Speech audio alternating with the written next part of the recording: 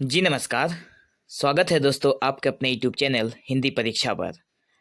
आज हम इस वीडियो में बात करने वाले हैं बीपीएससी टायर 3.0 जो टीचर्स रिक्रूटमेंट की जो वैकेंसी निकली है उसके हिंदी सब्जेक्ट में जो आने वाले हैं सब्जेक्ट की क्लासेस और ग्रामर के भाग, उसमें आज हमारा पहला वीडियो है जिसमें हम लोग गद्यांश का भाग देखने वाले हैं।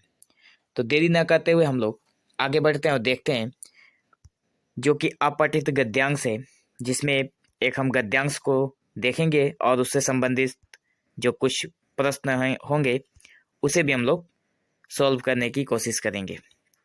तो बढ़ते हैं आगे और पढ़ते हैं पहले इस गद्यांश को और देखते हैं पहला नंबर गद्यांश में क्या कहा गया है।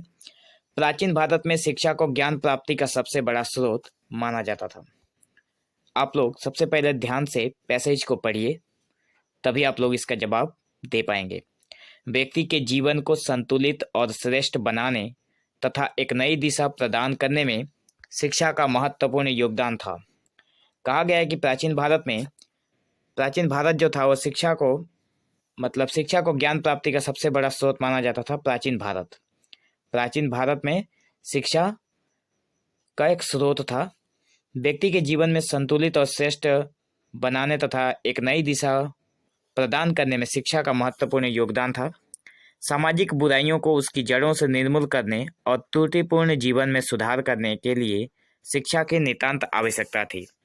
सामाजिक बुराइयों को, ठीक है, और उसके जड़ों को निर्मूल करने के लिए और उसमें जो त्रुटि होती है उसमें सुधार करने के लिए जो शिक्षा दी जाती थी वो बहुत ही आवश्यक थी। ये एक ऐसी व्यवस्था थी जिसके द्वारा संपूर्ण जीवन ही परिवर्तित किया जा सकता था। शिक्षा जो है वो उसके द्वारा, ठीक है, शिक्षा के द्वारा किसी भी व्यक्ति का संपूर्ण जीवन परिवर्तित किया जा सकता है।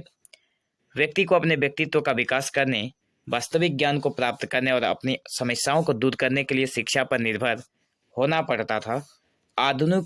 आधुनिक युग की भांति प्राचीन भारत में भी मनुष्य के चरित्र का उत्थान शिक्षा से ही संभव था।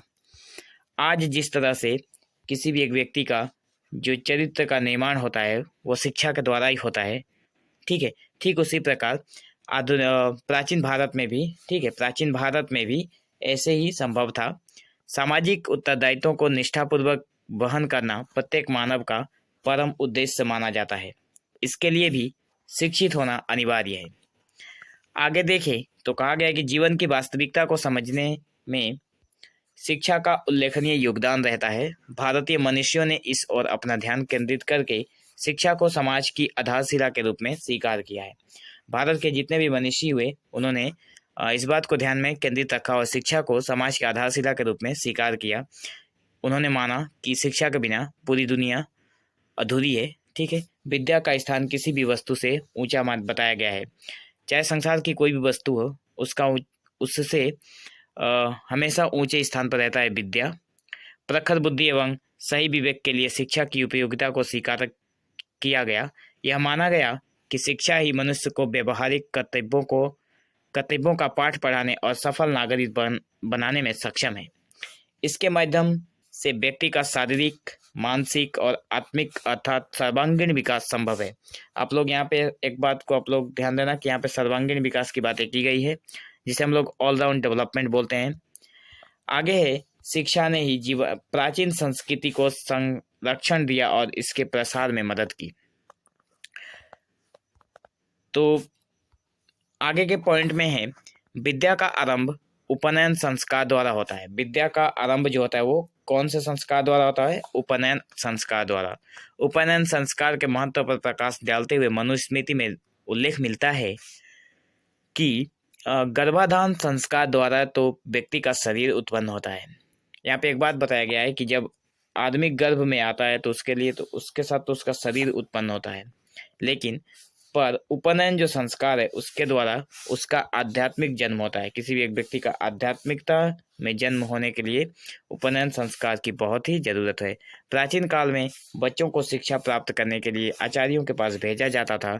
शतपथ ब्राह्मण जो है उसमें लिखा गया है कि उसके अनुसार जो ब्रह्मचर्य का ग्रहण करता है वह लंबी अवधि की यज्ञावधि ग्रहण करता है। छंदोग्योपनिषद में उल्लेख मिलता है कि आरुणि ने अपने पुत्र श्वेतकेतु को ब्रह्मचारी रूप से वेदाध्ययन के लिए गुरु के पास जाने को प्रेरित किया था। अब यहाँ पे जो श्वेतकेतु है उसको आरुणि ने जाने के लिए कहा था। उसका पुत्र था श्वेतकेतु, आरुणि का पुत्र था श्वेतकेतु, उसको वेद अध्ययन के लिए जाने के लिए कहा गया था अपने गुरु के पास। आचार्य के पास रहते हुए ब्रह्मचारी के तप तथा और साधना का जीवन बिताते हुए विद्या अध्ययन में तल्लीन रहना पड़ता था। ठीक है, आगे का जो गुरुकुल सिस्टम था उसमें क्या होता था कि बच्चों को अपना घर द्वार सब छोड़कर गुरु के पास जाना पड़ता था और गुरुकुल में रहना पड़ता था। इस अवस्था में बालक जो ज्ञान अर्जन करता था और अपने घर से दूर जाकर बालक जो ज्ञान का अर्जन करता था उसका लाभ उसको जीवन भर मिलता था। ठीक है, गुरु गृह में निवास करते हुए विद्यार्थी समाज के निकट संपर्क में आता था। गुरु के गृह में जब वो निवास करते हुए जब वो विद्यार्थी सारा काम धाम करते हुए अपनी विद्या को जब अर्जन करता था तो वो समाज के निकट आता था, क्योंकि गुरु के लिए समिधा जल का लाना और तथा गृह कार्य करना उसका कर्तव्य माना जाता था। गुरुकुल में जाकर आप गृह कार्य करने के लिए मना नहीं कर सकते, वहाँ पे गृह कार्य भी करना पड़ता था और साथ साथ में विद्या ग्रहण भी करनी पड़ती थी। गृहस्थ धर्म की शिक्षा के साथ साथ वो श्रम और सेवा का पाठ पढ़ता था। अब गृहस्थ धर्म तो करता ही था, साथ में वो श्रम और सेवा का पाठ भी पढ़ता था। शिक्षा केवल सैद्धांतिक और पुस्तकीय न होकर जीवन की वास्तविकताओं के निकट होती थी। ठीक है, तो यहाँ पे जो शिक्षा थी वो सिर्फ सैद्धांतिक नहीं थी, सिद्धांत के ऊपर नहीं चलती थी और पुस्तकीय नहीं थी गुरुकुल में। ठीक है, वह जीवन में वास्तविकताओं के साथ मतलब वास्तविकताओं के बहुत निकट होती थी कि जब आप अपनी शिक्षा समाप्त करके जब आप समाज में लौटेंगे तो आपको जिन घटनाओं से जिन संकटों का सामना करना पड़ेगा, आपको उन संकटों का सामना पहले गुरुकुल में ही करने को मिल जाता था। तो आगे कुछ प्रश्न दिए गए हैं जिनका जवाब हमें अभी इसी गद्यांश से ढूंढ कर देना है। तो हमारा पहला प्रश्न है, प्रस्तुत गद्यांश का सर्वाधिक उपयुक्त शीर्षक निम्नलिखित में से कौन सा हो सकता है। ये जो गद्यांश दिया गया है इसमें सबसे उपयुक्त इसका एक शीर्षक क्या हो सकता है। शिक्षा के लाभ, प्राचीन भारत में शिक्षा का विकास, प्राचीन भारत में शिक्षा, भारतीय शिक्षा प्रणाली। तो ये जो गद्यांश है ना, इसको पढ़ने के बाद हमें ये महसूस हुआ कि इसका जो शीर्ष जो हम लोग शीर्ष इसका निकल कर आता है वो है ऑप्शन नंबर 3। ठीक है, प्राचीन भारत में शिक्षा का महत्व जो था वही होगा, प्राचीन भारत में शिक्षा पहले नंबर का करेक्ट जवाब होगा। नंबर 2 है, कहा गया है कि प्राचीन काल में विद्यार्थियों के कर्तव्य निम्नलिखित में से कौन से थे। अब यहाँ पे ये 4 ऑप्शन दिए गए हैं, ब्रह्मचर्य का पालन करना, गुरु के साथ रहना, गुरु की सेवा करना, गृहस्थ जीवन व्यतीत करना। ये 4 ऑप्शन में से कौन सा विद्यार्थियों के कर्तव्य थे जो कि प्राचीन काल में।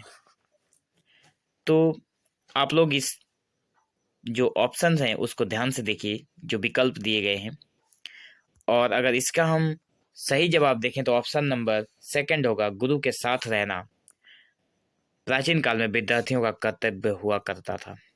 आगे बढ़ें तो यहाँ पे एक चीज और अगर हम देखें ध्यान से, सॉरी फ्रेंड्स, यहाँ पे 3 चीजों का ब्रह्मचर्य का पालन करना तो था ही, गुरु के साथ रहते थे और साथ में गुरु की सेवा भी करते थे। अगर गुरु के साथ रहेंगे तो गुरु का सेवा भी करेंगे। तो यहाँ पे जो आंसर देना है हमें इस फॉर्म में देना है। ठीक है, इस फॉर्म में देना है और इसका जो सही जवाब होगा वो ऑप्शन नंबर सी होगा, उनका गृहस्थ जीवन बिताना ये इम्पोर्टेंट नहीं था। ठीक है, 4 नंबर ऑप्शन जरूरी नहीं है। तो ए बी सी यहाँ पे तीनों करेक्ट है, तो ऑप्शन नंबर यहाँ पे बी होगा। ठीक है, इसे मान लीजिए ए है, ये बी है, ये सी है और ये डी है। ठीक है, थोड़ा टाइपिंग मिस्टेक हुआ है। आगे बढ़ें और देखते हैं प्राचीन काल में विद्या का आरंभ, ये प्रश्न नंबर 3 है। प्राचीन काल में विद्या का आरंभ में आरंभ में वर्णन किस ग्रंथ में मिलता है जिस संस्कार से होता था उसके बारे में। अब यहाँ पे कहा गया है कि कौन से ग्रंथ में संस्कार के बारे में मिलता है। तो हम लोगों ने पढ़ा था, हम लोगों ने देखा था कि वहाँ पे एक ऑप्शन था जिसका नाम है मनुस्मृति। ठीक है, तो मनुस्मृति में हमें विद्या का आरंभ मिलता है प्राचीन काल में। आगे बढ़े और ऑप्शन क्वेश्चन नंबर 4 में देखते हैं, निम्नलिखित में से कौन सा कथन असत्य है। यहाँ पे चार कथन दिए गए हैं, पूछा गया कि कौन सा असत्य है, सत्य कौन सा नहीं है। 3 सत्य हैं। ठीक है, तो देखें तो छंदोग्योपनिषद के अनुसार आरोनी का पुत्र श्वेत केतु था, ये तो बिल्कुल सही है। ब्रह्मचर्य के लाभ का उल्लेख शतपथ ब्राह्मण में है, ये भी सही कहा गया है। भारतीय मनुष्यों ने शिक्षा को समाज की आधारशिला के रूप में स्वीकार किया, ये भी सही है। इसका मतलब यहाँ पे ऑप्शन नंबर जो 4 है वो बिल्कुल असत्य है। ठीक है, तो हमारा सही जवाब होगा ऑप्शन नंबर 4। आगे बढ़ते हैं, क्वेश्चन नंबर 5 को देखते हैं। प्राचीन भारत में शिक्षा होती थी, प्राचीन भारत में जो शिक्षा होती थी वो कैसी थी? क्या वो केवल पुस्तकीय थी, सैद्धांतिक थी, जीवन की वास्तविकताओं से परिपूर्ण थी, उपरोक्त में से कोई नहीं? तो यहाँ पे जब आप लोग पैसेज को ध्यान से एक बार और पढ़ेंगे तो आप लोगों को साफ नजर आएगा कि ऑप्शन नंबर 3 जो है इसका करेक्ट आंसर होगा, क्योंकि प्राचीन भारत में शिक्षा होती थी जीवन की वास्तविकताओं से परिपूर्ण। आगे देखें तो क्वेश्चन नंबर 6 है, प्रस्तुत गद्यांश में निम्नलिखित में से किस ग्रंथ का उल्लेख नहीं है?